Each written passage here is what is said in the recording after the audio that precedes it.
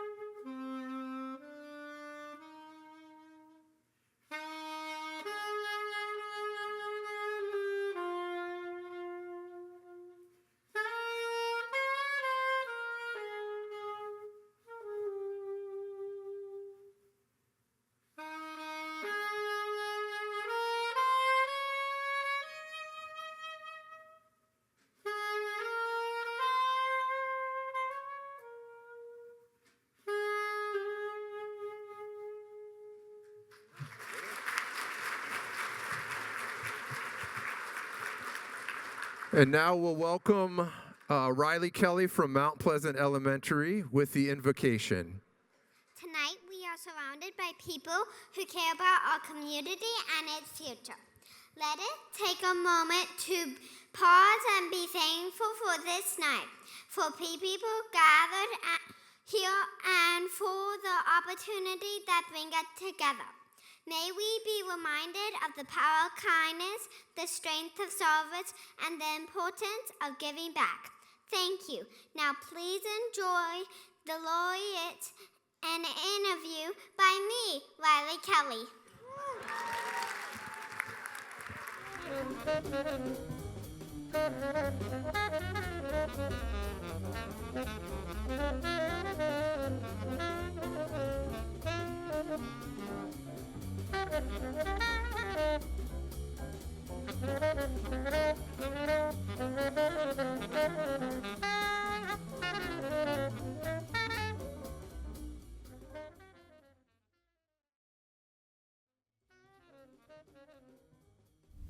My name is Riley Kelly and I am 7 years old. I go to Mount Pleasant Elementary, and this year I was named one of the junior achievements, 18 under 18. Junior achievement is all about helping kids like me learn how to dream big, make smart choices with money, and get ready for the jobs we want one day. Each year they have a fancy event called the Business Hall of Fame to celebrate people who built businesses, created jobs, and helped our community. Getting into the Business Hall of Fame is a big deal because it means you worked really hard to make a difference for a lot of people, showed like kids like me that big dreams can come true. This year's laureates are Mr. Nick Conti with Clearian and Paul Nestor with Rona Gas. Nice to meet you both.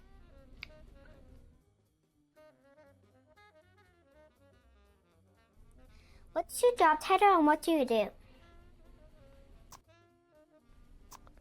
My job title is Executive Vice President and Chief Legal Officer at Carillion Clinic. So with that job, I lead the legal department, and I also have other opportunities to work with a lot of other people across the whole system. I'm the President and Chief Executive Officer of Roanoke Gas Company and our parent company, RGC Resources. And in my job, I get to work every day with our wonderful employees to help serve our 65,000 customers and to meet their energy needs. If your employees had to describe you in one word, what would they say? I don't think we should use that kind of language, do you? No. We can answer it. You go first. Just one word, Riley? Yep, one word. That's it. That's all it says. Tall.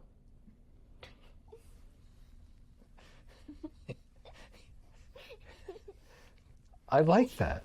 I think mine would say bald. What did you want to be when you grew up? I wanted to be a lawyer. I've always wanted to be one. Riley, I'm much more exciting. I wanted to be a professional basketball player. And almost became one, actually. Was it just the basketball that got in the way? Yes. What would your teacher have written on your report card about you? Depends what grade you're asking about. What grade are you in? Well, I'm in second. Okay, when I was in second grade, my teacher would have probably written, Paul needs to speak up a little more. No one ever said that about me. But I think they would have said I was polite. Well, that's good.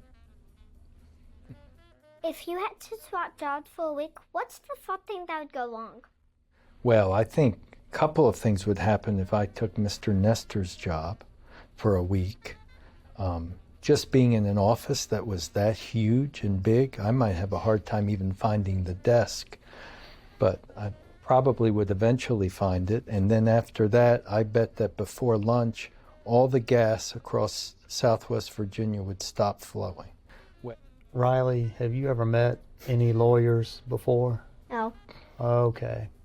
Well, the question, what could go wrong if I took Mr. Conti Carillion's lawyer job? You can see lawyers wear very fancy, nice clothes. They drive fancy, fast cars. I don't think anything would go wrong. And I think that's surprising. What's his secret talent outside of work? I'm very good at mowing my grass. I can mow it diagonally one way one week, diagonally another way the next week, and straight up and down the next week. That's a really great talent. I didn't even know you could start a lawnmower. That's wonderful. Thank you. Thank you. What's your talent? She's asking the questions. Okay. My talent isn't as good as that. I like to work with furniture, old Well, furniture. I think that's a good talent too. I think both of them are really good talents. Thank you. Thank you. Who would win if the two of you had a dance-off? If we had a dance-off, who would win? Nobody. If I put you in charge of my second grade class for one day, do you think you'd survive? Not a chance. Well, that's correct. I made self-care bags for people in need during the holidays. What's something you've done for others in your community that made you really proud? First of all, Riley, I think it's awesome that you made bags like that. That is really great. We made it during Christmas, I think. And that's a really good time of year to do things like that, and to do things for people who you don't know and don't know that you've done them. But it made you feel good, and it was great for them. We put mittens, I think socks, some toothbrushes and some toothpaste and some stuff that they might need, like some food and stuff like that they might need. That's really, really great. And so I like to do things like that too.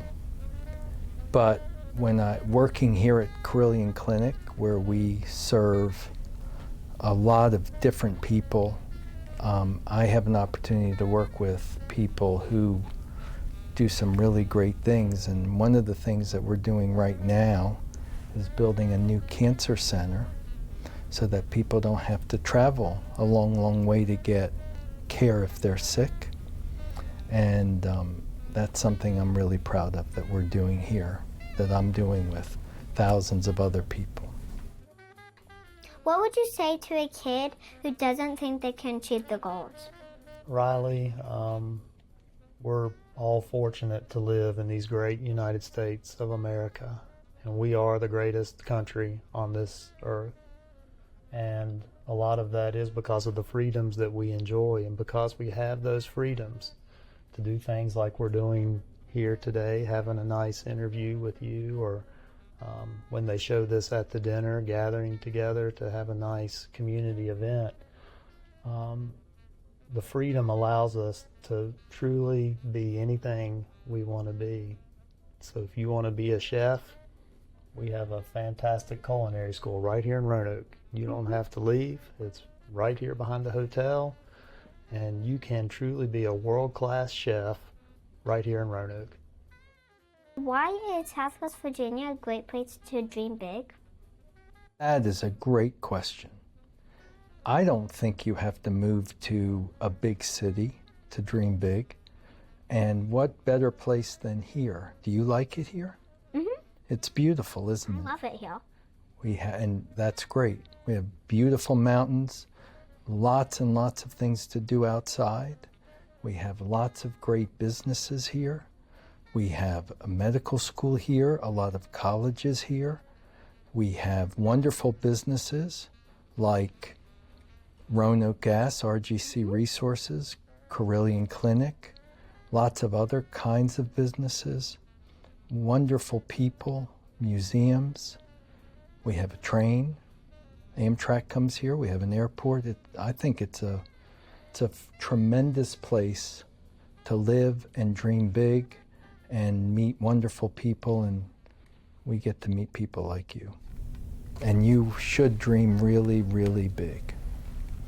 That's how it's always worked in America. Mm-hmm. And just keep dreaming big and never get discouraged. And if you ever do get discouraged, think of us or call us. Okay. Okay? Because the truth is, if we can be here, anybody can No be kidding. here. You should just keep our picture and think if those two guys were able to get to an interview with you, anybody can do it. That's right.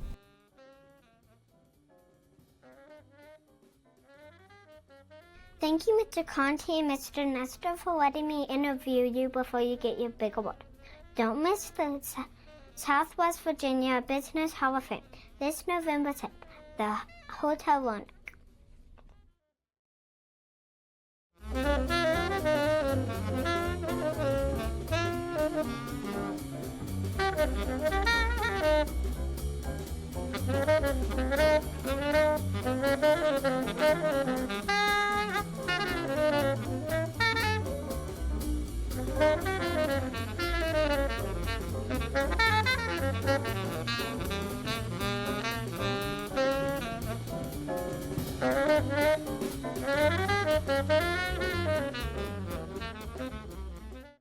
Okay, and now we welcome Gwen Fall, Region Executive Greater Virginia with Wells Fargo.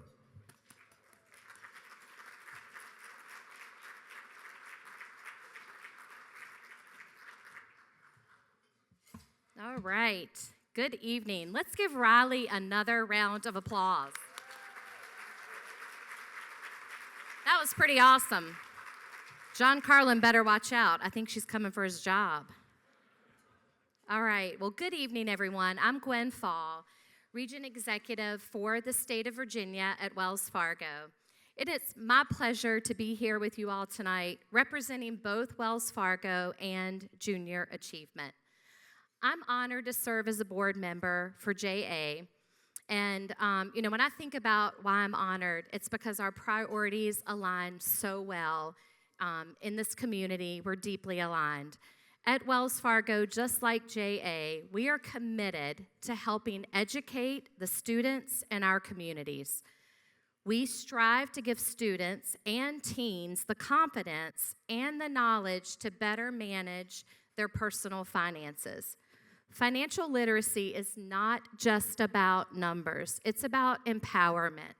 And, when I think about that, I think about the 4 children I had the privilege to raise and really empower them through their own personal finances.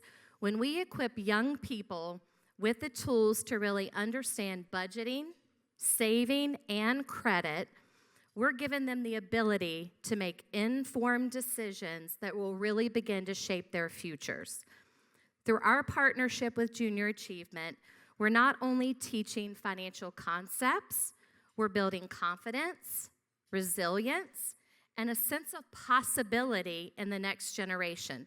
Possibility just like Riley demonstrated to all of us.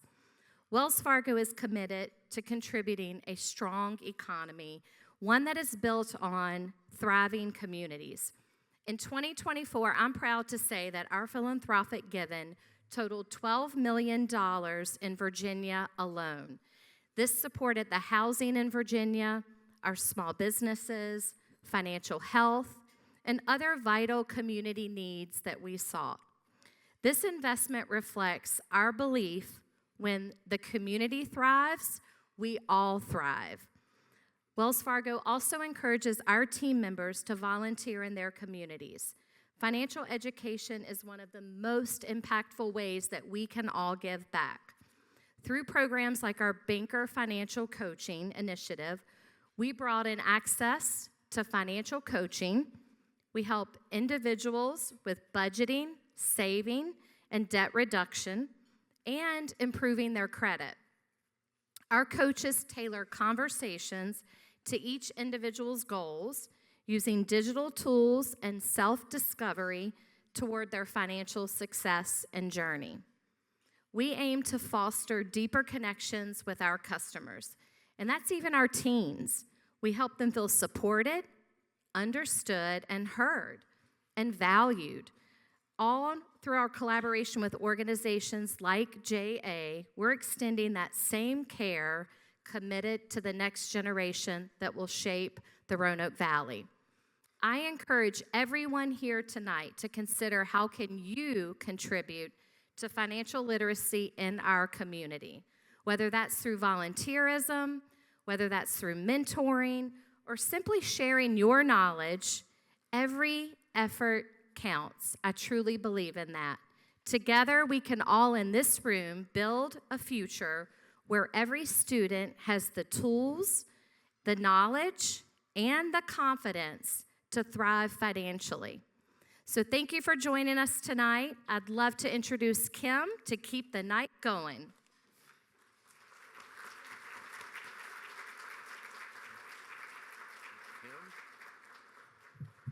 Please welcome Carrie Garnett, Executive Director of Junior Achievement, Southwest Virginia.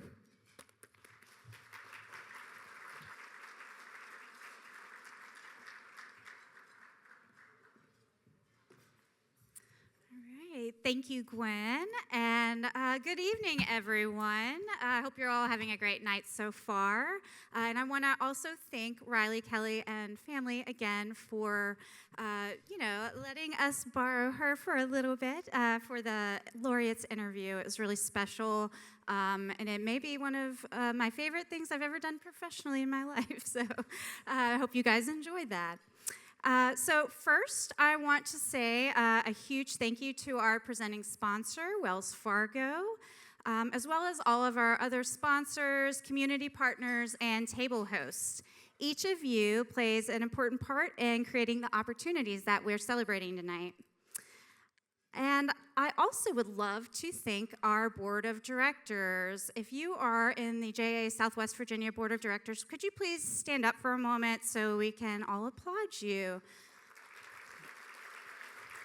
We have a wonderful board of directors, and we couldn't do what we do without them. So thank you all for all of your support. I'd also like to thank our 2025 selection committee listed on the screen behind me. The selection committee is made up of former laureates, entrepreneurs, and JA supporters. Every year they get together and decide who will be inducted into the Business Hall of Fame. So thank you all for your time and efforts and for joining us again tonight. So thank you.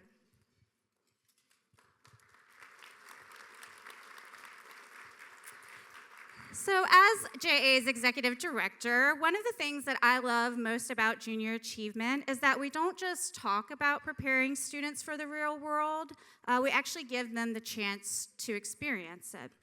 And tonight is a great example of that. The videos that you will see of our laureates and entrepreneurs from this point forward in the evening were created by high school students from the Charles W. Day Technical Education Center in Roanoke, or DayTech. With help from JA and some of our incredible community partners, like our host tonight, John Carlin, these students had the opportunity to practice their skills in the real world. So right now, I would love to invite these students who helped make the videos for tonight to come on stage really quick for an applause. And I hope everyone, once they get up here, will applaud them and congratulate them on all their hard work for tonight's show. Students, come on up real quick.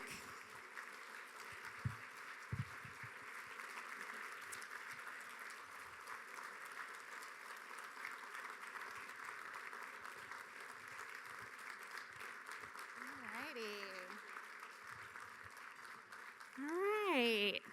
So these students have been working really hard. They are in the Mass Communications program at RCPS's DayTech Technical Education Center. And, you know, these guys are professionals. They're in high school. They've probably all been editing videos since kindergarten. So we're just really excited that they were able to provide the media for tonight. So if we can all just give them one more round of applause. Thank you, guys. We're really proud of you. Thank you.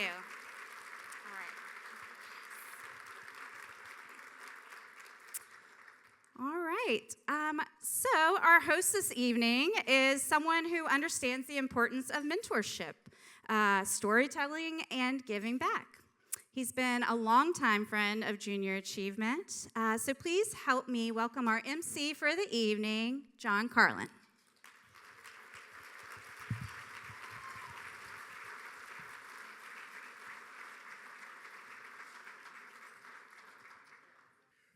Well, good evening, everyone. How's everybody doing tonight?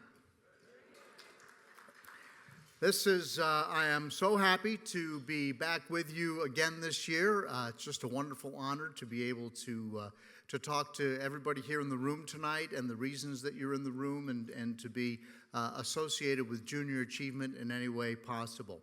And these students who are just up here that I had the opportunity to work with that helped produce, in fact did produce, the videos that we'll see tonight, just did an outstanding job. Can we get one more round of applause for the DayTech students?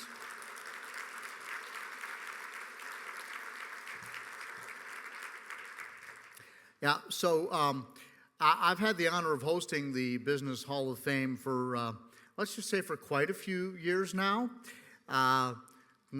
Enough we'll just leave it at quite a few years. Let's leave it at that. But it never gets old. It's a pleasure to look into the crowd, and I've seen so many familiar faces, some new faces, and it's just nice to walk around, talk with people, and get reacquainted in many cases. But Junior Achievement is about giving students the tools, the confidence, and the experiences that help them see their own potential and helping them understand that leadership isn't just about achievement, it's about lifting others up along the way. So tonight, we want to honor the leaders who have built their success right here in Southwest Virginia, and we're also celebrating the students who are learning how to follow in their footsteps, and that's what it's about tonight. It's sort of the beginning of people's careers and the people who have reached the pinnacles of their careers. And I can't think of a better way to start than by recognizing one of our incredible young people. So this year's Student of the Year honoree is a young man who truly embodies the spirit of entrepreneurship at the core of JA's mission. At William Fleming High School, he's impressed everyone around him with his drive to learn and his passion for business. He's the kind of student who actively seeks out mentors, not because he has to, but because he wants to learn from the best. That hunger to grow, that spark of curiosity, is exactly why Andre Chapman has been chosen as Junior Achievement's 2025 Student of the Year. Andre, would you come forward, please?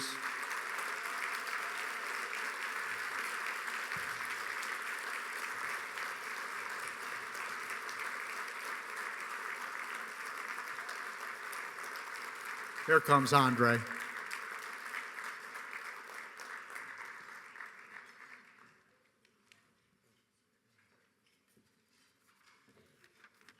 Hi, how is everybody doing tonight? First, I want to say, giving honor to God. I'm incredibly honored to receive this award. I want to express my deepest gratitude for this recognition. A special thanks goes to my parents, grandparents, and even my little sister for their unwavering support throughout my journey. Their encouragement has meant the world to me. Thank you again for this incredible honor. And also, I do want to let this be known. When I first got here, I didn't know what I was getting into. I looked in the windows and I saw a bunch of people. And I was like, there's no way all these people are here for me. Thank you.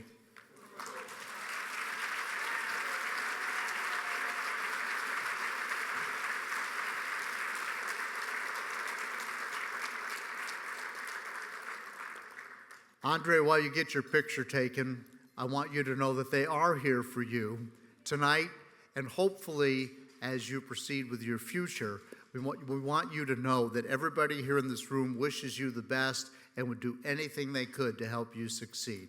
So one more round of applause for Andre.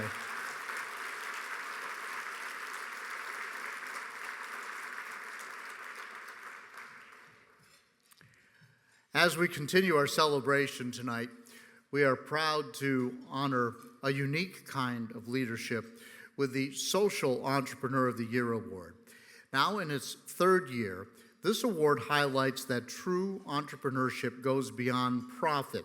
It's about creating positive change and building a stronger community. What started out as a local network has grown into a movement that's empowering mothers through education, resources, and community.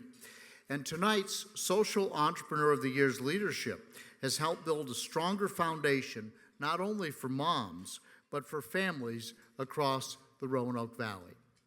Please turn your attention to the screen on my right and on my left to learn more about this year's Social Entrepreneur of the Year. Dr. Jacqueline Nunziato, an OBGYN, often spends her overnights delivering babies, meaning not a lot of sleep. That's hard. In the OBGYN and hospital world, we're pretty strategic about our sleep time. Any chance we can get, like an hour, 2 hours, 1 hour, 20 minutes, we're out. And we could pop up and act very quickly when needed. But she found she was needed well beyond the delivery of babies. And so for a long time, I was helping people and then kind of leaving with this like overwhelming feeling that I wanted to and were able to do more, but I wasn't really sure how. The how turned into Huddle Up Moms, a nonprofit that helps mothers after the baby is born, with everything from counseling to daily needs and expenses. And at the end of the day, it's because they had so many other needs, and moms are the people that put themselves last, always, always, always. And so I really wanted a space where we could create that moms put themselves first, and a safe space where they get to connect with each other and learn from each other. A mother of two herself, Nunziato understands the challenges young mothers face. She grew especially concerned for those who face financial challenges. So the average family in Roanoke spends about 15 to 25% of their income on diapers. They're heavily taxed and they're not part of any of the Medicaid, WIC programs. So she started a diaper bank, a place where young moms could come and get necessities. And unlike federal programs, there's no financial screening to qualify. And I remember one of the first days that we opened, someone drove 2.5 hours and their baby had a soiled diaper the entire drive, and the baby hadn't eaten since the night before, and where she was, they just had run out of formula and diapers. The organization has grown, and its outreach has become more diversified.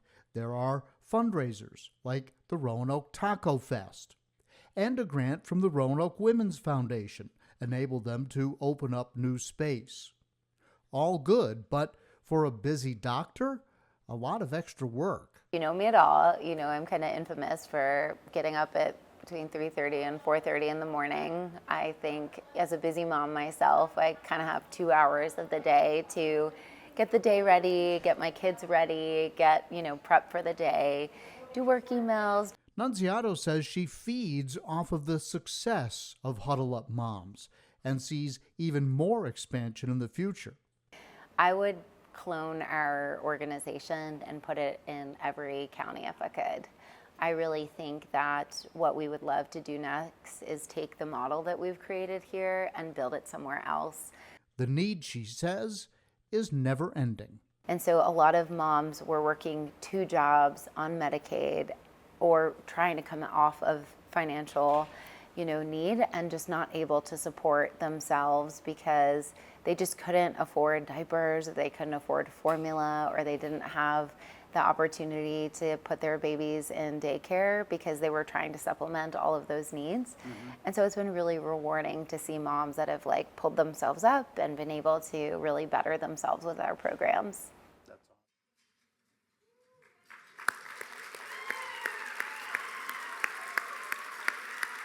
Ladies and gentlemen, please join me in honoring Dr. Jacqueline Nunziato as this year's Social Entrepreneur of the Year.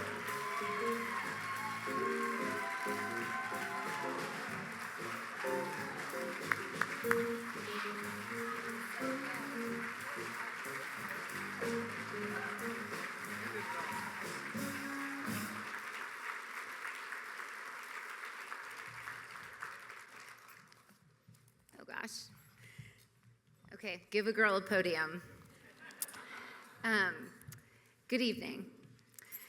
I wanted to first start off, of course, with words of gratitude. I think sometimes that gets lost in the end.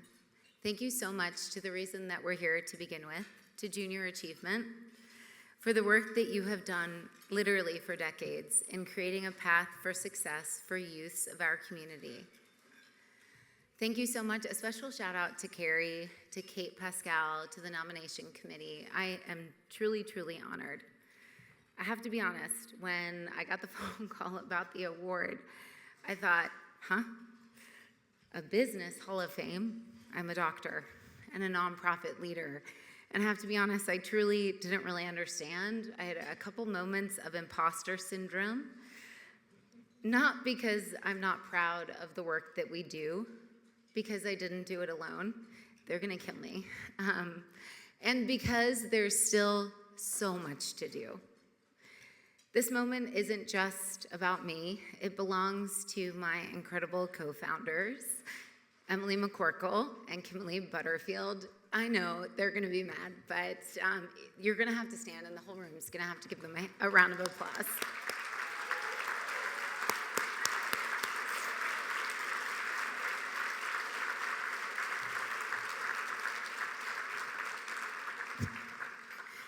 I know it's a crazy ride, but I love you both. To my husband and my kiddos and my parents, I really can't thank you enough for all the support, the unending support. To every volunteer, every donor, every supporter, and every partner, to the mothers that we serve who are truly the heart of Huddle Up Moms. You're gonna have to bear with me. I'm gonna try and ad-lib. If you know me at all, usually I'm an off-the-cuff person, but I did write things down because I'm truly, truly honored to be here, and I want this to be as impactful as it can be. So I'll try and take out some of the redundancy. I didn't see the video beforehand. I want to tell you about one of our mothers. She works 2 jobs. She wakes up before the sunrise to get her baby ready. She takes not 1, but 2 buses to town to work. On Friday, she picks up a double shift, and she makes $198.56. And the majority of that goes to childcare. You don't have to raise your room, and you don't have to raise your hand, and you don't have to look down. But how many of us in the room have worked 16 hours for $200? She has to choose between gas and groceries, between paying rent and buying diapers.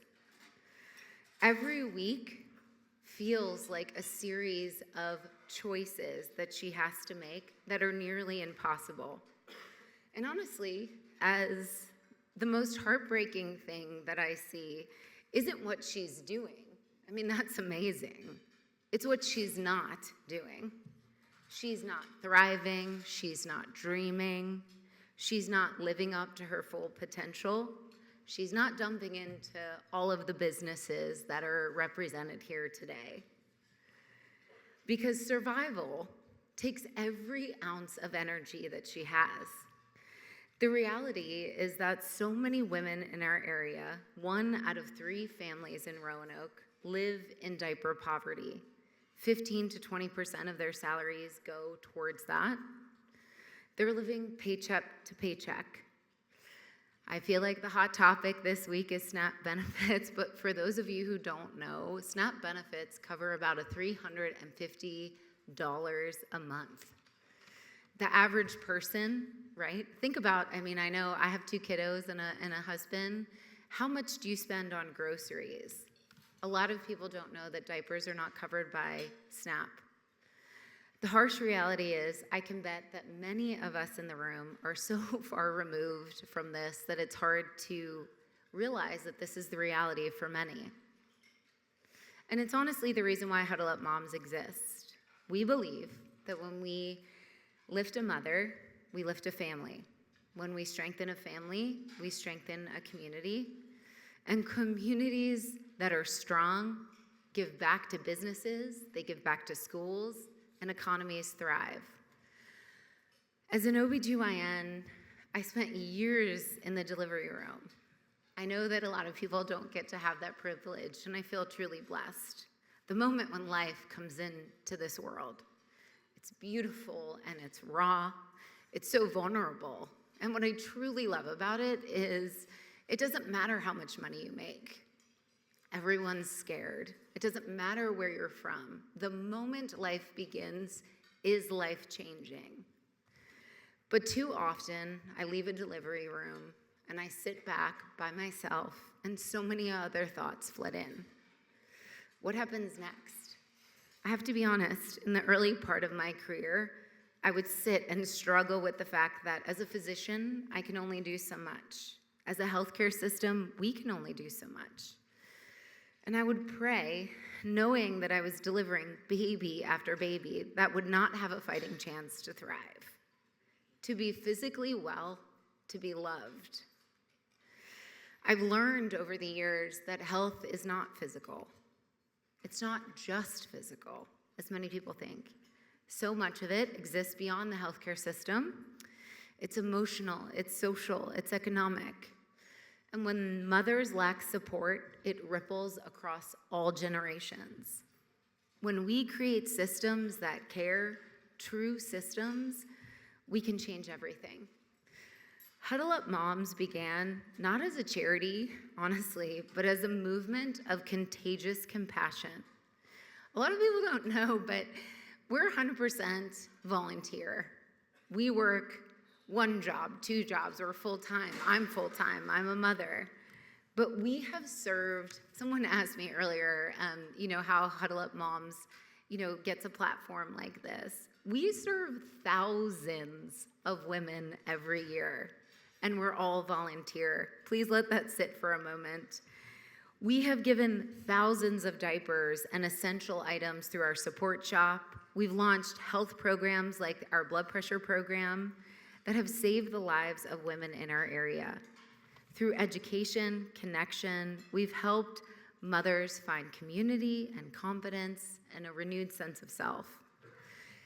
This is a business dinner, and I get that. So I was thinking back, what are the lessons that these women have taught me that have really transformed the doctor that I am, the social entrepreneur that I am, but more importantly, the woman that I am today? The first lesson is resilience. Let me tell you, the women that we see have experienced unimaginable struggles, yet they show up every day for their kids, their jobs, their dreams. Maybe their strength isn't loud, and maybe they'll never get a podium, but it's resilient. and it is relentless. Their resilience is who I am today, and I get that from my mom. She taught me what it means to stand back up, to show grace under pressure, to find light in hard moments. And when I was young, I watched her work and come home and still have energy to make us the best people that we can be and feel seen and loved. How many mothers don't get that opportunity? And she never asked for credit. And that's what I see every single day. I worked a 24-hour call on Tuesday, and I try and spend the next day at our warehouse. It is the mothers that we see every day, this quiet, unwavering strength that makes the world turn. Don't you want that person in your workforce? Lesson 2.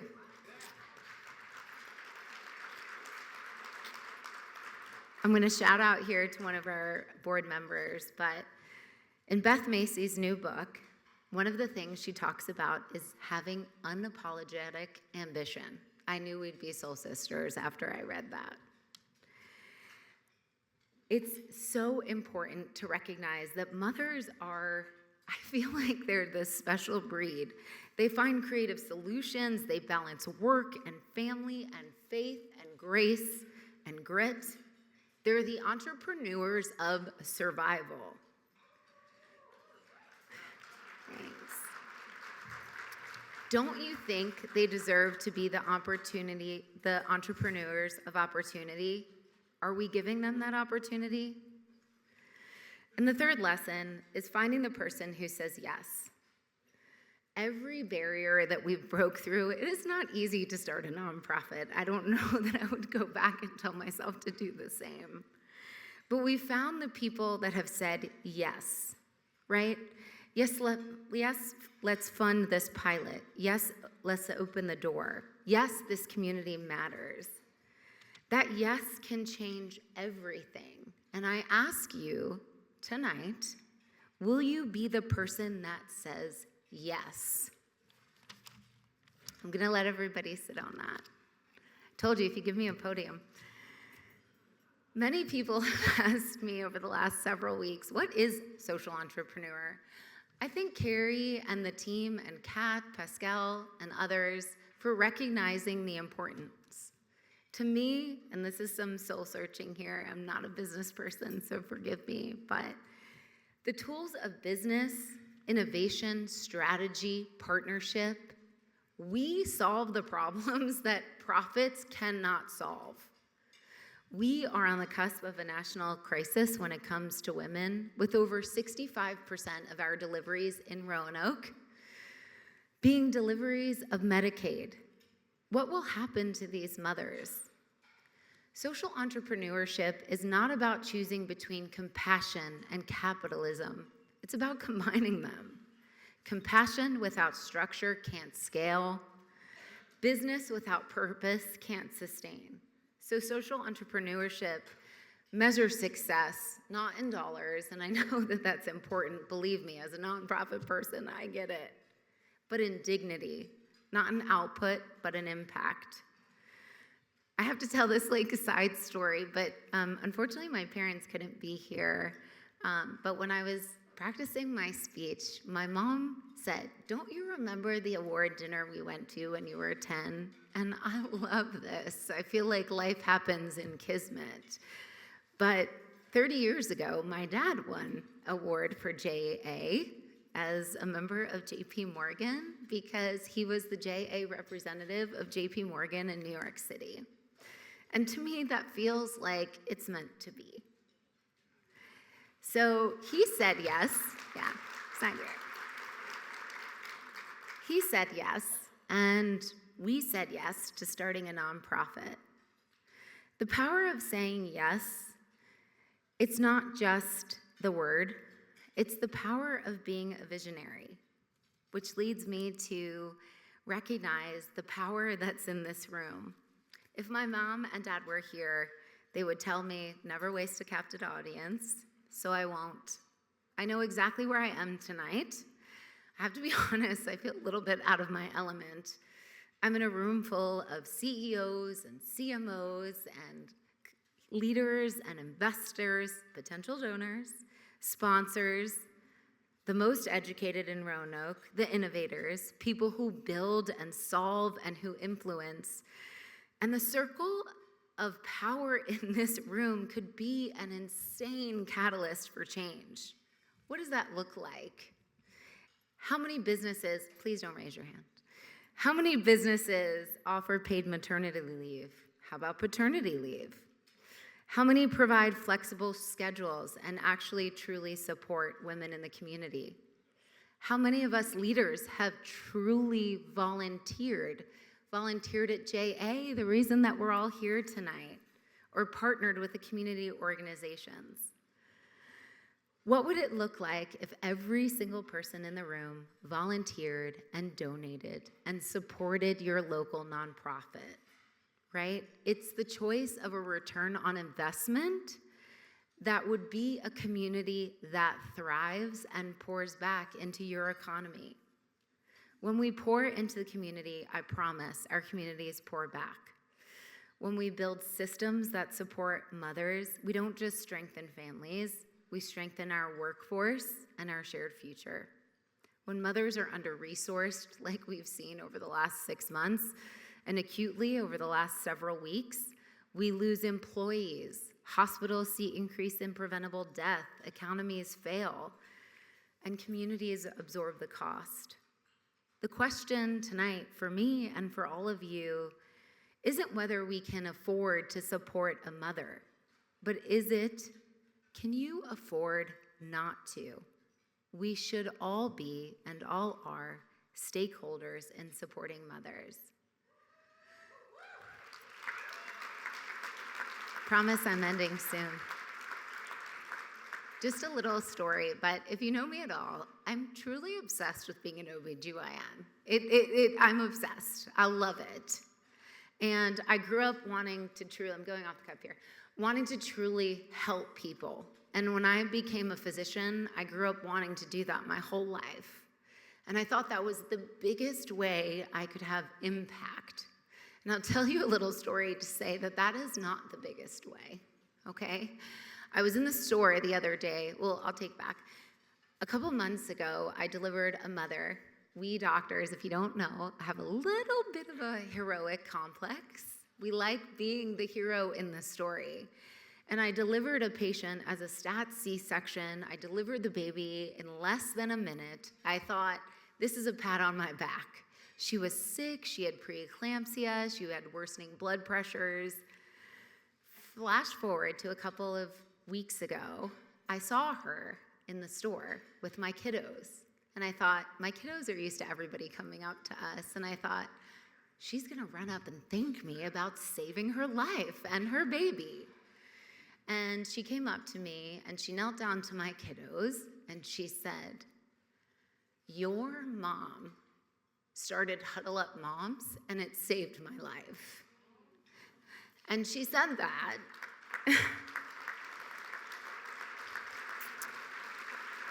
My kids are 5 and 6. They don't really know what that means. But she said that, and then she told me this story that I will truly hold forever. And she said that, again, here I am thinking, like, yeah, I did. I saved her life. And she enrolled in our blood pressure program and was able to diagnose herself with elevated blood pressures. And then, I didn't know this, but about a week after she delivered, her husband lost her job, and she became a regular customer at our support shop, and we gave her and her family and her 4 kids diapers and clothes and essential items and bridged them into thriving. And so she didn't thank me for what I thought was a life-saving moment. She thanked me for the impact that being a social entrepreneur can have in this community. So tonight, I challenge you, not as a doctor, but as a human, as a mother, as a leader, as a social entrepreneur, to volunteer, to mentor, to donate.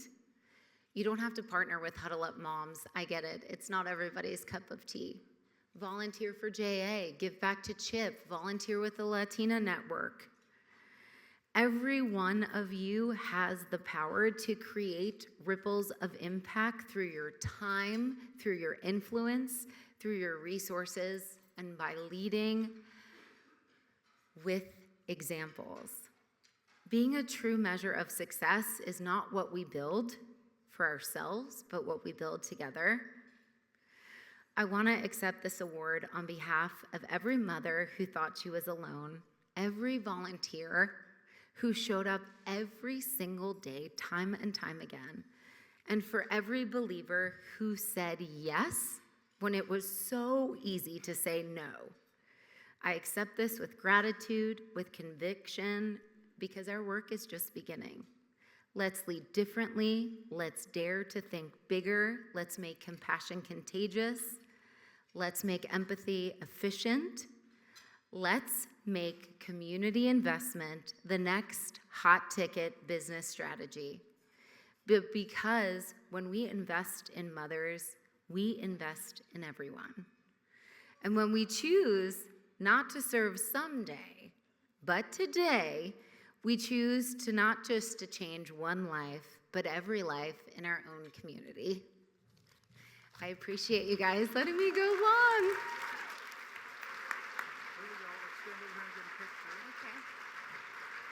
Careful, that one's heavy.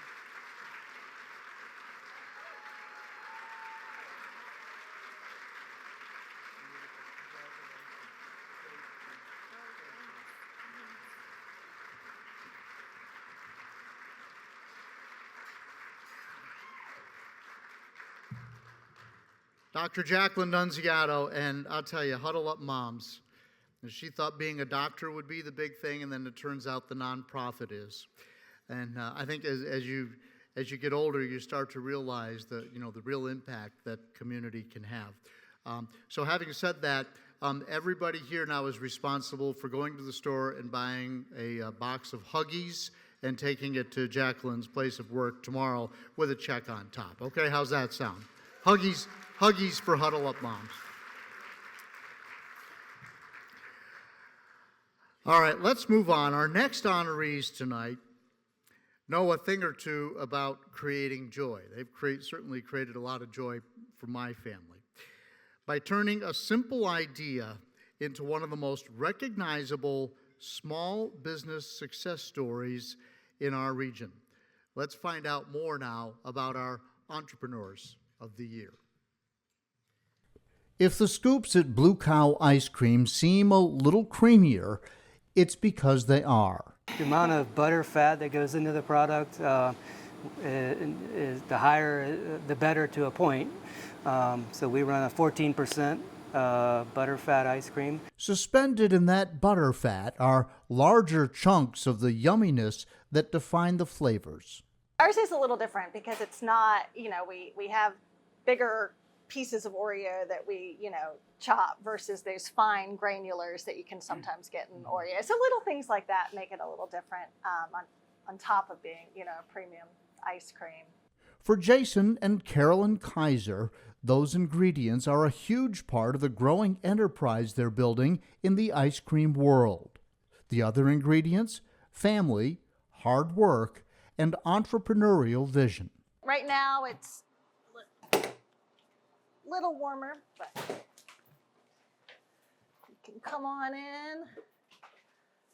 Each had full-time jobs when they took the plunge into that chunky, sugary, and creamy world, when they bought an existing ice cream shop at the base of Mill Mountain and created the name Blue Cow.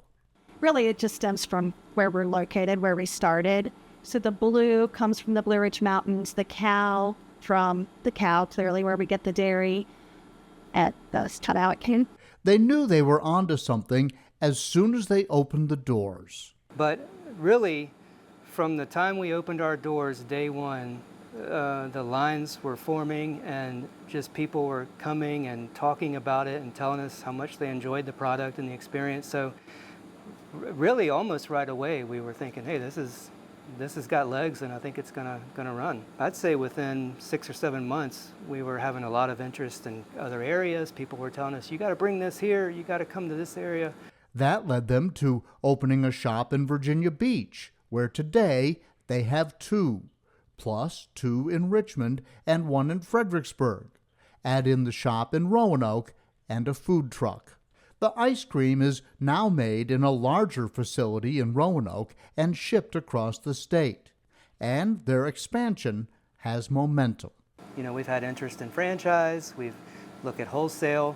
One of the challenges for us to growth is we want to stay true to the product and the integrity of the product. And, we make a lot of things by hand. We have a team of 10 or 15 people over at our production kitchen that are making everything we put into our ice cream. So we don't want to lose that in the growth. So we're kind of trying to go slow and steady and maintain the product integrity and find ways that make sense to keep growing the business. But right now our plan is to keep going with the retail growth, operate our own retail stores, and 10's our next milestone, I would say. Yeah. At the core of everything is the ideology: happy staff and happy customers. And their mantra: we serve up smiles, one handcrafted scoop at a time. Ladies and gentlemen, please join me in honoring Jason and Carolyn Kaiser, this year's Entrepreneurs of the Year. Please come forward, guys.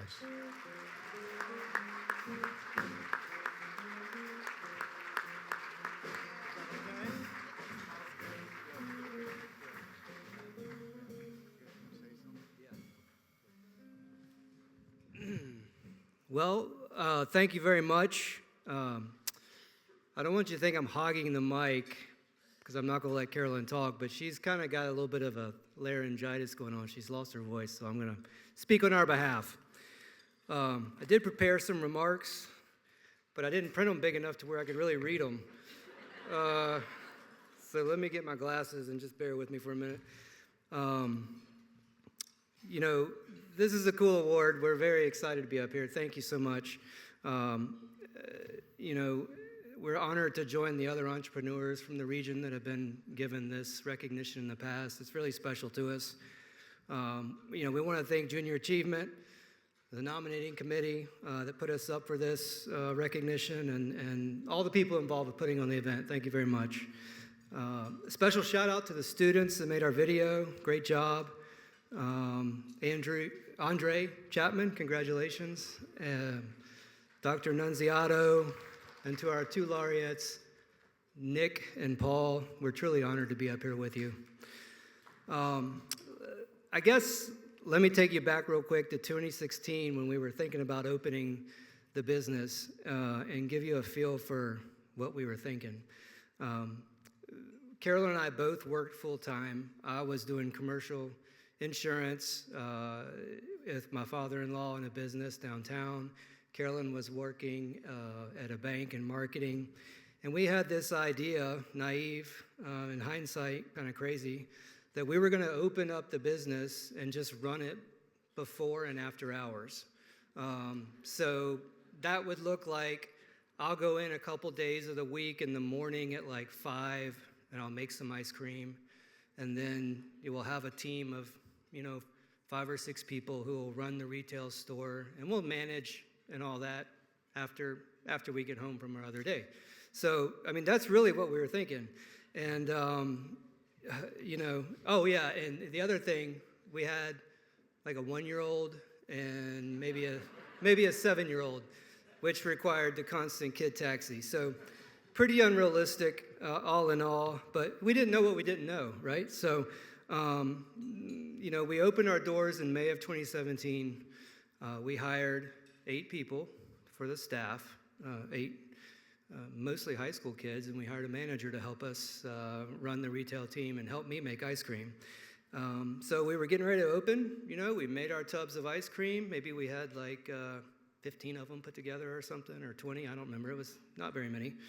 They were stashed in these Kenmore freezers like you have out in your garage. We had them all crammed in there, and we were ready to get going, and went down to the bank. I got a little bit of money out, got some, I think a roll of quarters, a roll of dimes, some pennies, and loaded up the till, and we were ready for business. So, we opened up on a Friday night at 6 p.m. Lines out the door, very successful launch. It was free ice cream, so I get that. So we weren't sure after night one, because it was a free night, but the next day we opened at, I think, around 11 a.m., and it was just gangbusters all day long. I mean, straight from the time we opened to the time we closed.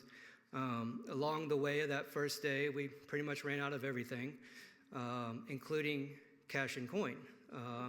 So we had bills, but we ran out of quarters and everything else, so I had to go send Carolyn to my in-laws' house to get the 5-gallon jug of change that was in the, in the closet, full of lint and dust and everything. But nonetheless, there was quite a bit of change in there. So anyway, that just kind of gives you a feel for our first couple days. But after, we basically stayed up all night making ice cream for Sunday. And, we realized really quickly that we were not going to be able to run and manage this business on the before work and after work schedule, and that it was going to take a lot of support and hiring a great team. And that's some recognition I want to give while we're here tonight, is we got so many people with us that are in our corner. So I want to give some special recognition. One, to Carolyn, my wife. Probably not too many people, or maybe some might like to, or maybe some might not like to be in business with their spouse, but it works great for us. I mean, she really is a constant presence and keeps the business guided and on course, and has developed a great brand, so couldn't do it without you. Thank you so much. It's been really awesome to work together. It's been great.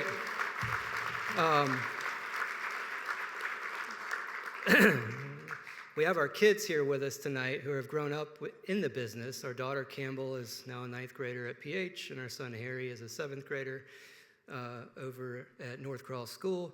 And, they've been involved from day one and always eager to help and contribute, which has been really awesome to see. I mean, Harry makes a great waffle cone. I mean, he makes a great waffle cone. And Campbell is a very good customer service agent. She works great with the customers in the store. And it's just been really awesome for them to be a part of the business with us, because at the end of the day, we are still a small family-owned business, and that's what we want to be. So thanks, Campbell and Harry. I will say in the beginning, they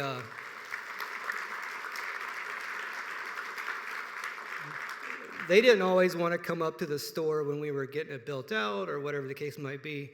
But as soon as we got our toppings in, and I filled up the jars with Oreos and M&Ms and all this business, it got a lot easier to get them up to the store.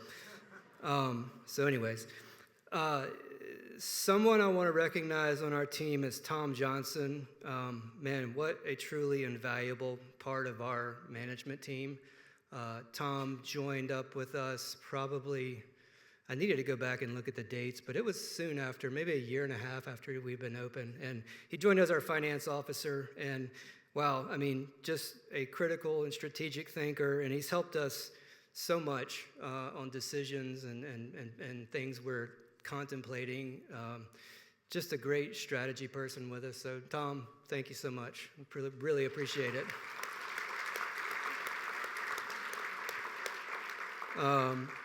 Our extended family is here with us too. Carolyn's family. My family is in Florida. Thankfully, they stay down there. No, I'm kidding. But Carolyn's family is here, and they've just been supportive and helped along the way in ways they probably don't even realize how much they've helped. So thank you guys for everything, including the 5-gallon jug of quarters. That was great. And last and certainly not least of all is our Blue Cow managers, the team of people we have running our retail stores. These are our trusted colleagues, and we kind of look at them as family as well. We've got managers in from all the stores: Roanoke, Fredericksburg, Virginia Beach, and Richmond. And we got our finance team over here with us. And a really key member of our team, Mike Kappa, who is our delivery driver, he keeps that ice cream moving and keeps the stores loaded up and the scoops flowing. So, guys, thanks for everything. Really, we could not do this without you. Thank you so much. Huh? Stand up.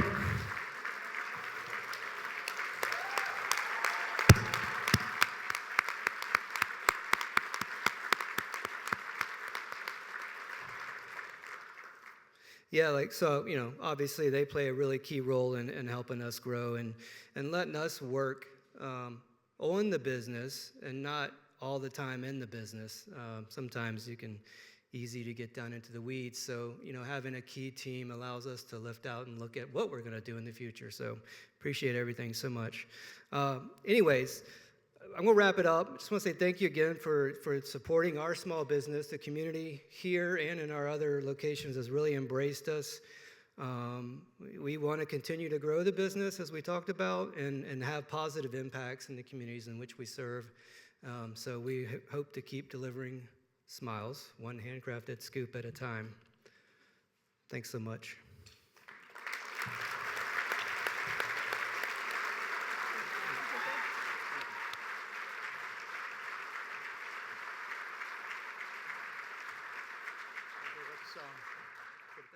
And now complimentary ice cream on Blue Cow. Jason, what? Anyway. Okay. I tell you what, though, when I tell my grandkids we're going to Blue Cow, you don't have to hurry. You don't have to fight with them to get in the car. That's definitely for sure.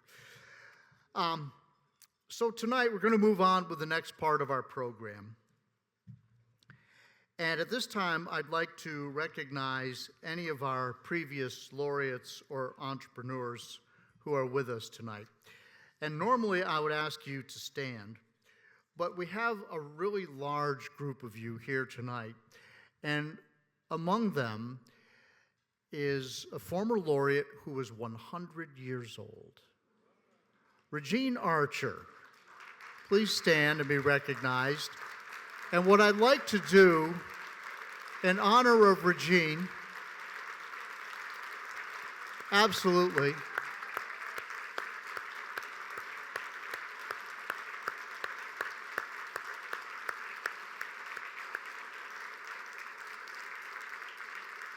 we would like to have all of the laureates come forward and have their picture taken right here with Regine, and including tonight's laureates. And Paul, I understand that you'll be helping Regine come forward. So all of our previous laureates here tonight, there are so many. I should mention that Nick Taubman is here tonight as well. Nick is, of course, well known in the community, and we appreciate all of his support. And I believe he was inducted in 1998. So all of our laureates, just please come forward, and let's have a very special picture.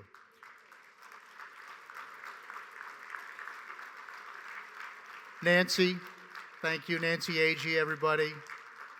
Anel.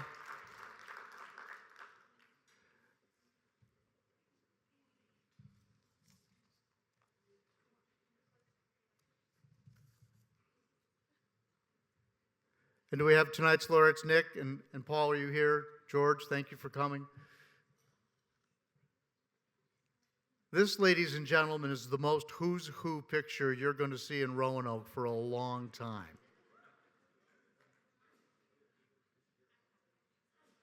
Bobby, you over there? Sandal.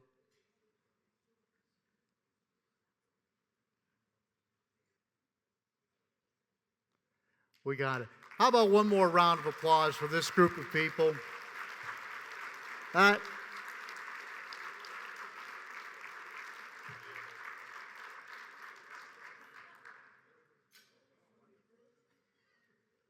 That's really an amazing group right there. And all of them have come across this stage as a part of the Junior Achievement Program. And we're so pleased to have been able to honor all of them.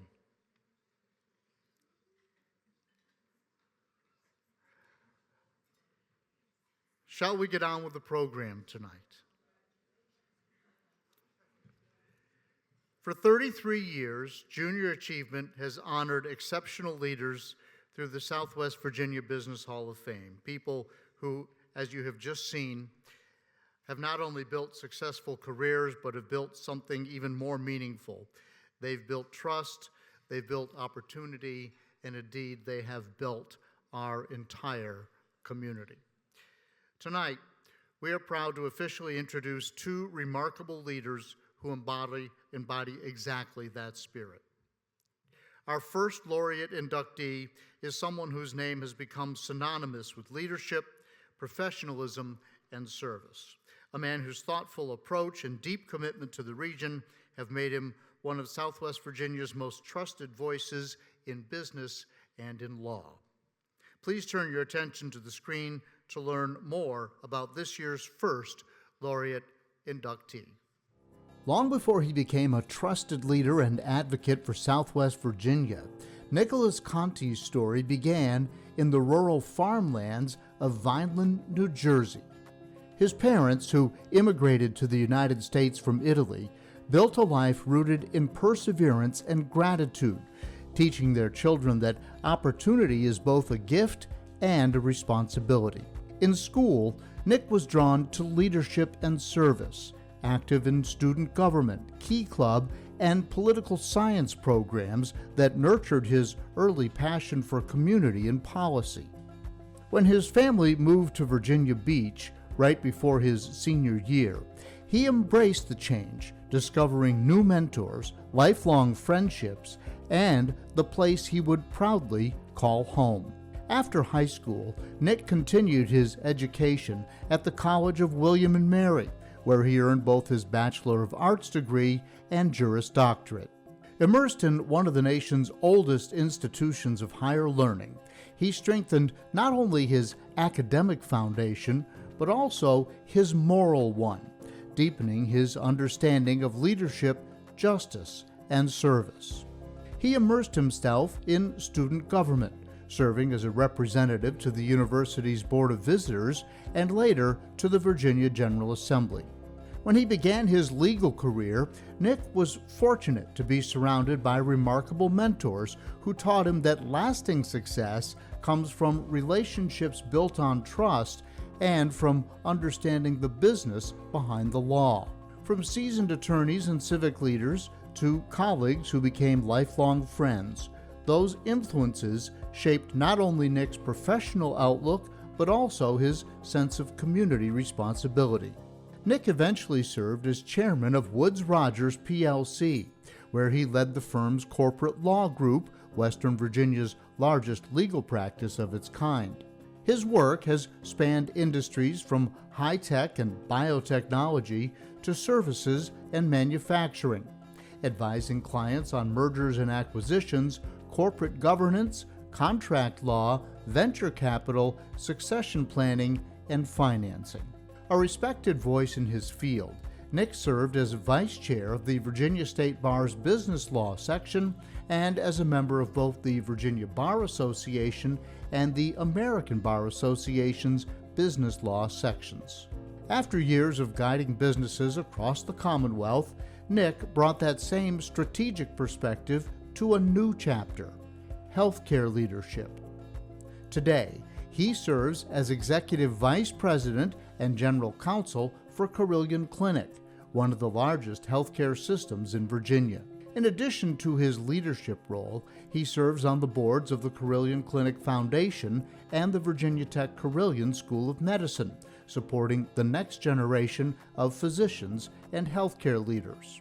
Beyond the world of healthcare, Nick serves on the Bank of Botetourt's board of directors, as well as with the organizations that strengthen the region's business and cultural landscape: the Roanoke Symphony Orchestra, the Taubman Museum of Art, and the Virginia Western Community College Foundation, to name a few. Throughout his career, Nick has been recognized among the Commonwealth's top business attorneys, consistently included in Best Lawyers in America and Virginia Super Lawyers. Most recently, Virginia Business Magazine named him to its 2024 Legal Elite list for corporate counsel, honoring his leadership and excellence in navigating the complex intersection of law, business, and community. He's played a quiet but pivotal role in shaping many of the region's most transformative projects. from the development of the Taubman Museum of Art to the establishment and accreditation of the Virginia Tech Carilion School of Medicine. Nick insists that the region's access to education, arts, and culture allows Southwest Virginia to continue to punch above its weight, a phrase he uses often to describe this region's spirit and potential. Through every chapter of his life, Nick has remained grounded in what matters most: faith, family, and community. In his free time, he enjoys spending time with his wife Allison and their children Laura and Nick. Whether he's restoring furniture, cheering on his favorite football team, or sharing a laugh around the dinner table, Nick finds joy in the everyday moments that remind him of why he loves calling Virginia home. Nick Conti's legal acumen and business insight have strengthened not only local businesses, but the entire regional economy. His thoughtful leadership continues to shape the institutions, organizations, and people who make Roanoke and Southwest Virginia thrive. For his decades of professional excellence, Junior Achievement proudly welcomes Nicholas C. Conti, Esquire, as the 2025 Laureate of the Southwest Virginia Business Hall of Fame.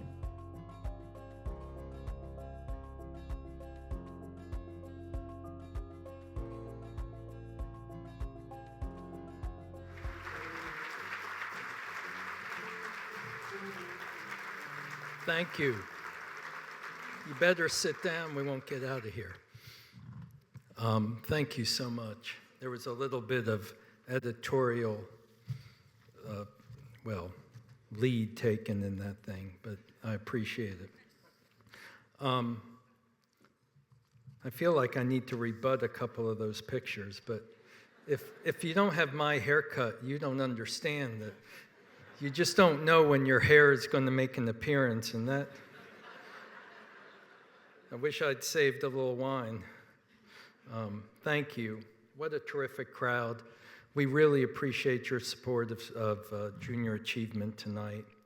And it's a real honor to share tonight with Andre and Riley, Dr. Nunziata, Carolyn and Jason Kaiser. What great, great people. And then my co-inductee, Paul Nestor. This has really been fun. He is a really true servant leader and a heck of a CEO. And I refuse to follow him up here because I don't know much, but I learned a long time ago. Smart people who are nice need to go behind you, not before you. And so I looked up Laureate, Paul, and it means honor wrapped in a wreath of laurel. And in case you forgot yours, I brought you one. I'm going to put it right here. And I don't think you're going to disappoint these people by not wearing it when you speak. Thank you. You all know life is a team sport, and you can't do these things alone. I get to stand up here, and I'm grateful for that. But without my family, it wouldn't work and probably wouldn't matter. My wife, Allison, and I met in college. You could see I haven't changed much. I had a bet on me. That's all I had. She had options. You should talk to her. Ask her about the time her parents wrote down my license plate number. I'm not bitter, you understand. I don't always make it easy at home. Sometimes I forget things. She bought Paul's wreath, by example. But I want to thank her. Thanks for putting up with me and for all your support. Thank you. And we've got, like the rest of you, we have only exceptional children. We have two of them. Our daughter, Laura, who is a history curator at the South Carolina State Museum, and our son, Nicholas, who is a service account manager with Train. Thank you for your support and being here tonight. And And listen, in case you didn't think I noticed those pictures of me working when I thought I was hiding on vacation, and they're all going to be destroyed right after tonight. And right in front of me and surrounding me are my Carillion team members, members of our board of directors, including our vice chair, Neil Wilkin. Where is Nancy Agee, my former boss, current laureate, and the entire team here. Thank you all so much for being here. Thanks for your collective commitment to this community, to our patients, and all of our communities, actually. I've had some exceptional support from family, friends, and mentors, exceptional support. And I'm staring at some of you right now. I promised I wouldn't call you out because you have reputations you're trying to keep. So I won't sell you out. But I thought, because we were asked to, that I'd just give a few pieces of advice or maybe little words of wisdom that I've stolen from other people, including people in this room. The first is, whatever form of education you select, whatever way forward you decide to go, there's so many options today. Throw yourself into it, take advantage of it, push as hard as you can while you're young. You know, that's the best time to really learn and to begin to spot issues. It made a really big difference in my life. My parents did come from Italy. My father came first, way before my mother, before they knew each other. He served in Korea. And he was a really proud American. My mother was a force of nature. She was also a proud American, but she was, you didn't cross my mother. But, he really believed in education, and I think it's worth considering. The second was, I remember when I was worried about how we would pay for college. I was the oldest of four. One of my brothers is here. If you met him, you'd know there was no way he'd be able to earn any money. So I was concerned. And this business leader said to me, "What are you worried about? They print money every day. You'll figure it out. Just don't ever quit. Don't quit. You'll find a way through." And I would say to the students who are here, don't forget that. Before you leave tonight, look around this room again. It was said earlier, everyone here is here for you. Junior Achievement is here for you. We are willing to help and support. And just don't quit. Just always believe in yourself. Bet on yourself. Don't lose your sense of humor, which I have tried to be very faithful to. And live by the golden rule. He with the gold rules. Wait a minute, that's the wrong one. There's another one. Treat others with respect. And then you owe a debt back to your community. My former law firm taught me that. Carillion Clinic lives by that. We make our living here. You heard Dr. Nunziato talk about this. And you need to find your own way to give back. We all do it different ways. Each to our own ability, each to our own interest, but it's very valuable. And the dirty secret of that is that you get back more than you give, no matter how much you give. Because you meet people, you get business from it, you feel better about yourself, and when you get older, you can look back and think you've actually done some good, and that has meaning to it. I'm going to give you some examples, and then I'm going to sit down. Think of all the ways this community has set the table for all of us. Center in the Square, the Taubman Museum of Art, our floodway improvement project. People really forced through, This town almost floated away about 40 years ago to the day. Scholarship programs, the Virginia Tech Carillion School of Medicine, the Fralin Biomedical Institute at VTC, the new Taubman Cancer Center, Amtrak service, the list goes on and on. These were all done by people who chose to give of their time, treasures, talents for us. And now it's our turn. So if you ask me, do I believe in the future of this region? You bet I do. Do I think its best days are ahead? I really do believe its best days are ahead. I believe that a lot of us, my colleagues at Carilion, Virginia Tech, all of you, are working to change things. And if we were to gather back here in 5 or 7 years, we won't recognize the place. So stick with us. Don't give up yet. Great things are happening. We're so thrilled that you're all here. Thanks for the role each of you play by being part of our community. And I'm especially grateful for the job Junior Achievement does day in and day out, building the lives of these students. What better investment is that, someone once told me. You've got 5, 6, 7 decades, 8 decades of return on your money.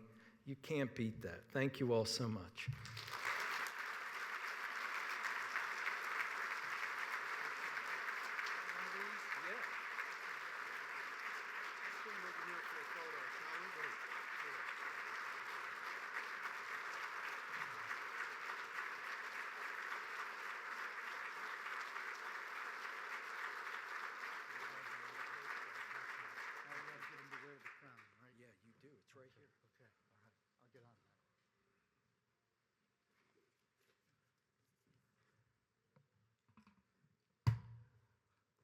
Thank you, Nick. Thank you for those kind words and everything you said about building the community, and that we're all here in this room to help everybody else in the room, but especially the young people who are with us here tonight. Just don't quit. Just don't give up. Good message. Our next 2025 laureate is a leader whose work has touched nearly every corner of this community. Known not only for his leadership in business, but for his deep commitment to people, to safety, and to making sure that the company he leads continues to give back to the place he calls home. Turn your attention now to the screen to learn more about this year's second laureate. Born and raised in Southwest Virginia, Paul W. Nestor learned early the values that would guide his life. Treat others with dignity and respect, give your best effort every day, and lead by example. Surrounded by family and community, Paul grew up with a deep appreciation for hard work and service, values that would define both his character and career. Paul is a proud graduate of Radford High School in Montgomery County, where he first began to develop his drive, discipline, and team spirit. A natural competitor, he was active in both basketball and tennis, sports that taught him the value of hard work, focus, and collaboration. Paul carried those lessons through his education after high school. He earned a Bachelor of Business Administration in Accounting from Radford University and an MBA from the University of Richmond, preparing not only for a career in business, but for a lifetime of leadership rooted in integrity and purpose. His early career took him from Richmond to Roanoke and beyond, holding leadership roles with Altria, ITT Night Vision, and UXB International. Each position deepened his understanding of operations, strategy, and people, lessons that would guide his professional journey for years to come. In 2012, Paul joined RGC Resources, the parent company of Roanoke Gas, as Chief Financial Officer.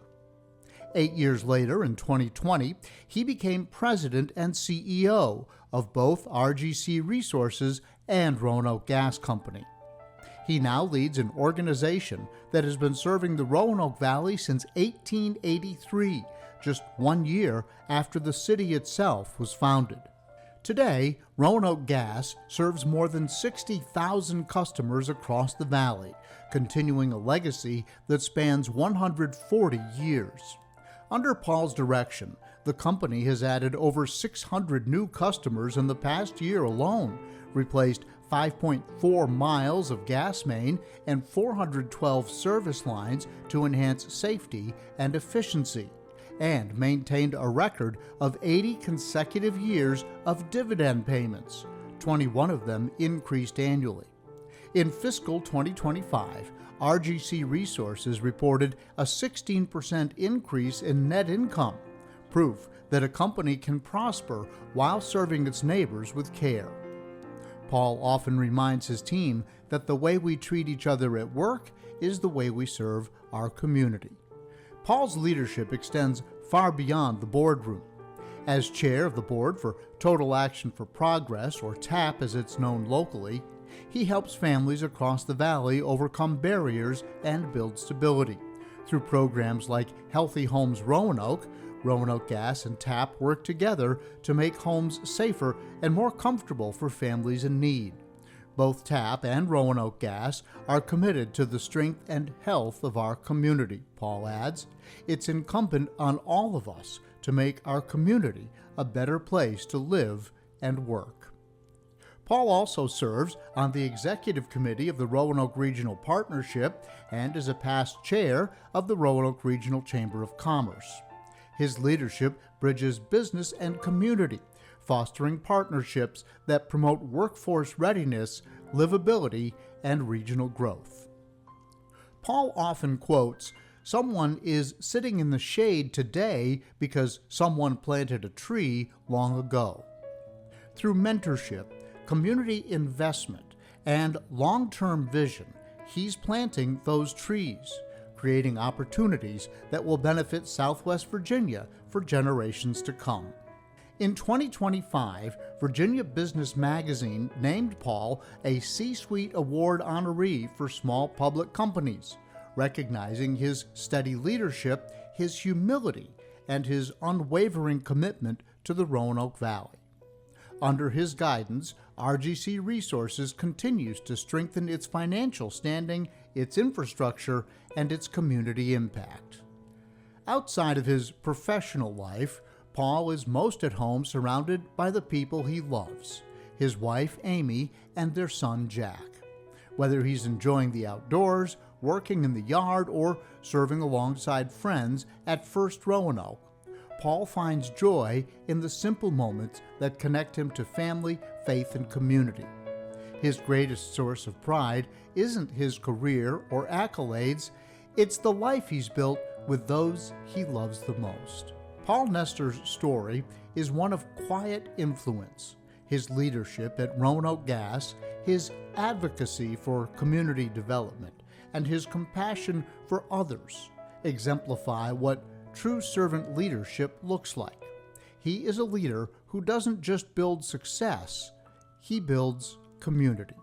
For his integrity, his service, and his unwavering commitment to the people and future of Southwest Virginia, Junior Achievement proudly welcomes Paul W. Nestor, President and CEO of RGC Resources and Roanoke Gas Company, as a 2025 laureate of the Southwest Virginia Business Hall of Fame.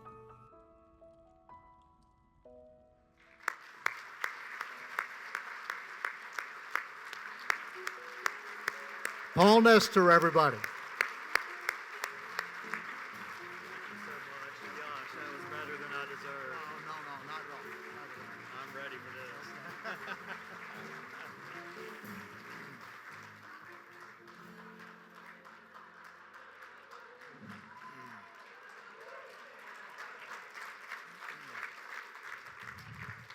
Well, thank you very much. And, my good friend Nick Conti, I knew he would come through for me. In fact, he's been sending me little quips via text message and email for about 2 months. And he's so smart, he said, "Paul, I'm going to go first, and you can see what's happened here." He sent me a note a couple of days ago, and he said he had been researching Laureate, and I don't know what he's doing on those Carillion computer systems, but he said when he looked up Laureate, apparently you're supposed to wear a toga and a wreath. And so he said, "Paul, are you just going to wear a toga or a toga and a wreath?" And I said, "Nick, everybody knows a good laureate wears a wreath and a toga." Well, he brought the wreath, as you can see. So I thought it was upon me to bring the toga for Nick.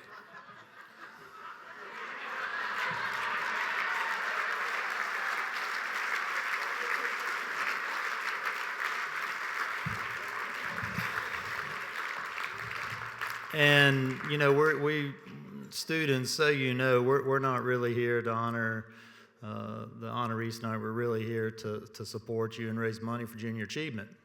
Nick has agreed in the VIP area, just behind the doors here, that if each of you at $100 apiece will stop by, he'll wear the toga, okay?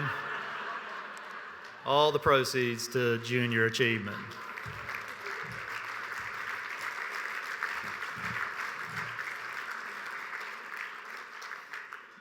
But thank you so much, John. John is such a treat. I've been coming to these for years, like many of you have, and he just always does such a spectacular job. And in fact, I was watching that and I thought, who is that person? I mean, wow. Thank you so much. But thank you, of course, each of you for taking time out of your busy schedules to be here tonight and again to support junior achievement. Thank you to the JA team. They did such a fabulous job yet again. I would like to thank my good friend Brian Wells and the hotel staff. Let's give them a nice round of applause.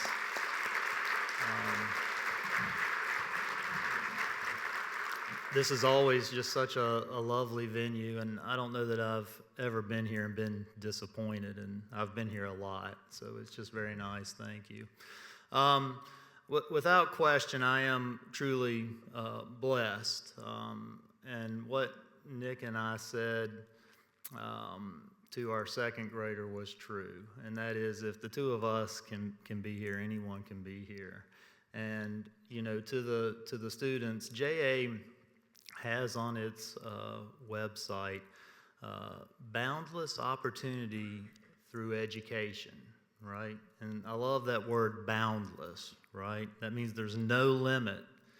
And without question, if you look around this room and if you have an opportunity to maybe consider the laureates in the past, there is a common theme there, and it's education. And in fact, sometimes a lot of education, if you will.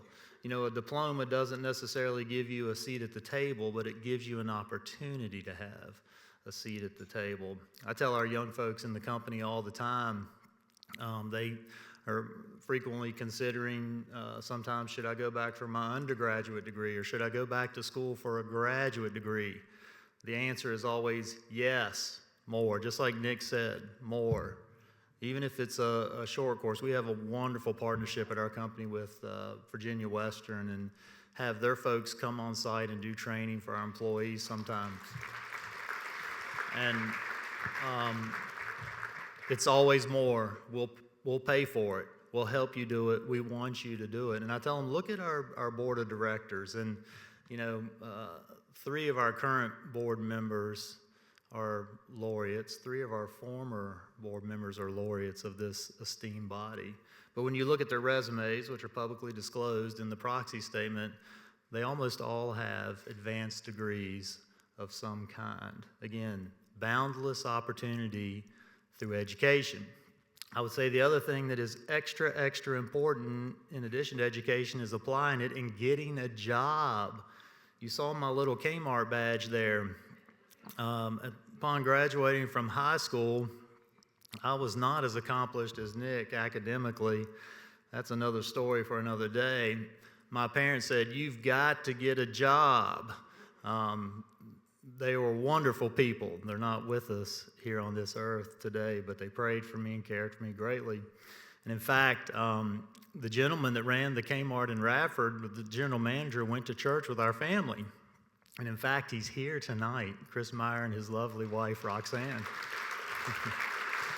And, you know, I was 17 and a half, and Chris, I don't know how old you were then. I would guess maybe 35, but I thought he was really old. And man, he was stern, but I learned so much. I tell people all the time, if I ever write a book, it'll be I learned everything I needed to know at Kmart. And if you've ever been in the Kmart in Radford, you'd believe that, wouldn't you, I still call him Mr. Meyer. He was Mr. Meyer to me. We had to wear a tie every day to work. It was a very different time. But when you deal with the public, and I encourage every young person to get a job where you deal with the public for some period of time. I see Don Hollowell shaking his head. It will serve you extremely well. But I care so much for Mr. Meyer. He's turned out to be a great friend of our family for all these decades, as you can see, and I'm so glad he could join us tonight. But he made us do it right. It was really something. And if you've worked with 17 or 18 or 19-year-olds, whew, wow, takes a lot of patience and a lot of care and a lot of concern. And my goodness, thank you for not firing me. But Kmart was also very important. It actually was the place where my lovely wife, Amy, and I met. And people say all the time, that's funny, where did you really meet? No, we met at Kmart.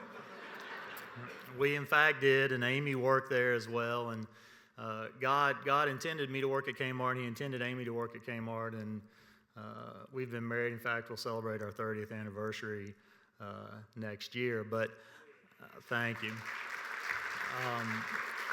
But I must, just like the others, I have to thank Amy in particular. I mean, she's put up with a lot. Like Nick said, a lot. Nick and I were comparing notes on early in the careers. A lot of long days, long hours, not making it home for dinner regularly, just all kinds of things that probably add up to commitment, I think. And I'm so grateful for Amy and her support and her care. And she loves Roanoke too, and loves most of you in this room, as you know. So I'm especially grateful for her. And of course, our son, Jack, he's just the apple of our eye, as you can see, and we just have a wonderful, wonderful time together. I do want to just also thank, John mentioned it in the remarks, our 65,000 customers now. Many of you of our customers, thank you very much. We have over 5,000 shareholders in every state and a few foreign countries, and our wonderful employees, many of whom joined us tonight.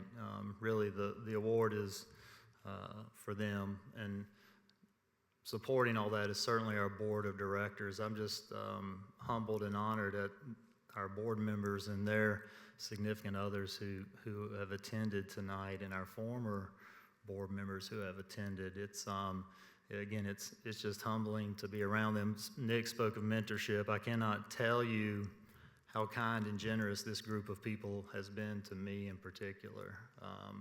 Frequently calling with advice and help, and always there, always available. And it's such a comfort to have that kind of support group to our company and our customers. Steve Lemon saw me in the reception. He said, "Paul, you're going to be very happy next week." And I thought, well, I'm pretty happy most of the time. But he said, "It's going to get cold." And I thought, wow, I didn't know that. You know, John Carlin's, without question, probably the most trusted news person east of the Mississippi right now. John, I think you're going to need to do a public service announcement telling everybody the cold weather's coming and to turn up their heat. Yes. If you could just do that, I would greatly appreciate it. I don't want anybody to be cold next week when the cold weather gets here. But I would also, again, maybe just a real quick story. I actually met Nick Conti before I met John Williamson when I came to the gas company, and that's a pretty interesting story. But those of you that know Nick and deal with him, have you ever been talking to him and you get the Nick Conti stare? Oh, look at his family. They are all laughing. And when I first met Nick, I didn't know him. And in fact, I did not realize, don't take this wrong, Nick, I just thought you were another attorney. I didn't realize who drove a fast car and wore fancy clothes, by the way. I didn't know that he was the managing partner of Woods Rogers at the time. And of course, he was the outside general counsel for RGC Resources. But I was talking to him and asking him a little bit about the company and a little bit about Mr. Williamson, and he was just looking at me with that stare. And I've seen that stare now 100 times since from him, and it's like he's watching a movie there. And what is he thinking when he's looking at me like that? And as he got to know me, he said, "Paul, the first time I met you, I thought you were an idiot." So.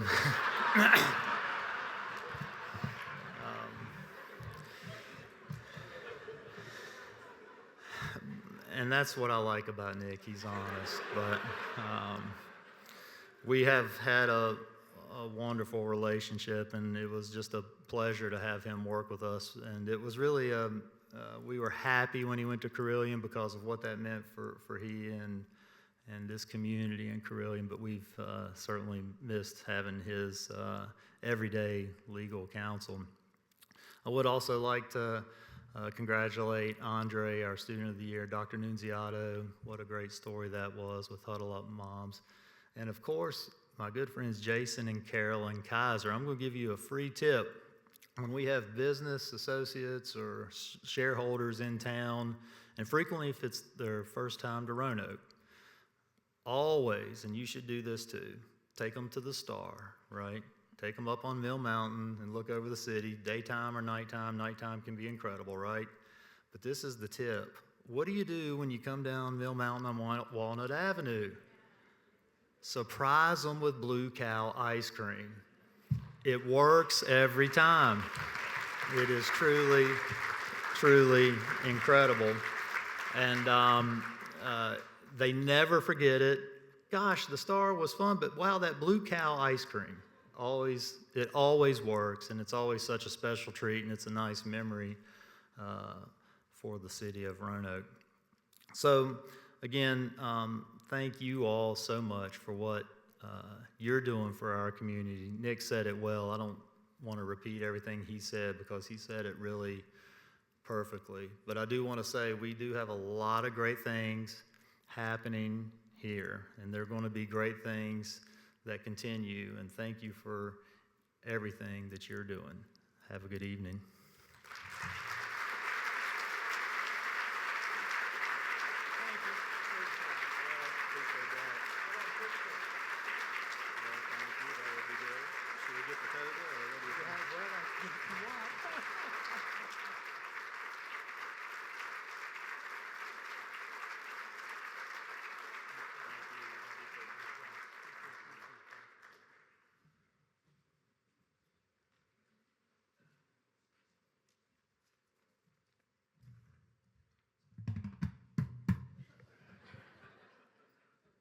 Never follow a tall guy. It's a new one. What an incredible evening we have had tonight, right? Holy cow.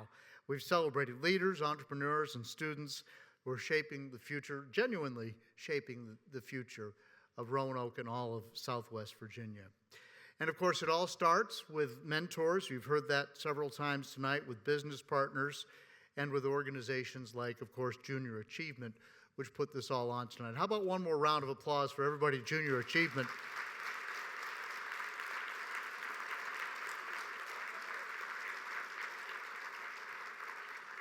This event is a big lift, right? But it's about a 1/100th of what they do with helping our young people every year. So they are doing so much to help young people discover their potential and to understand their finances and to understand just how to handle money and how to maybe get their way going in their careers. And so Junior Achievement does that by reaching thousands of students every year, giving them real-world experiences in financial literacy, as I just mentioned, career readiness, entrepreneurship.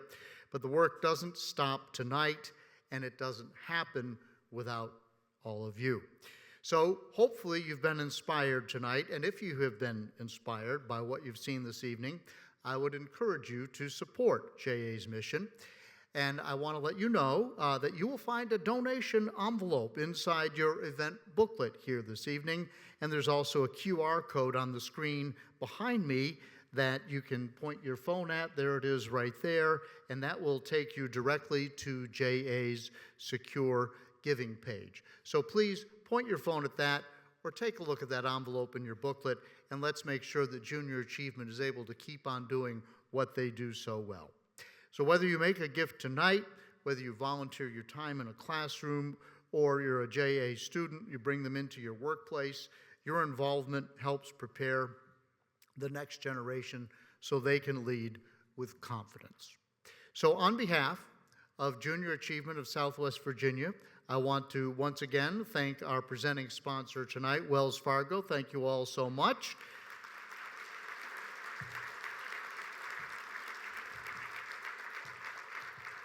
Finding presenting sponsors is difficult in the nonprofit world. It's something I have come to learn. So thank you all for stepping up and making this happen tonight, and for your leadership and generosity.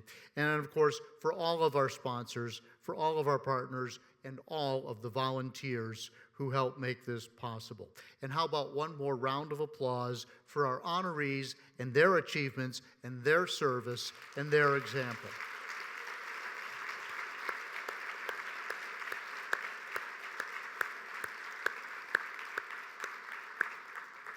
I think we've had a very inspiring evening here tonight. I think I'll remember forever seeing the picture of all of our previous and current laureates standing up here.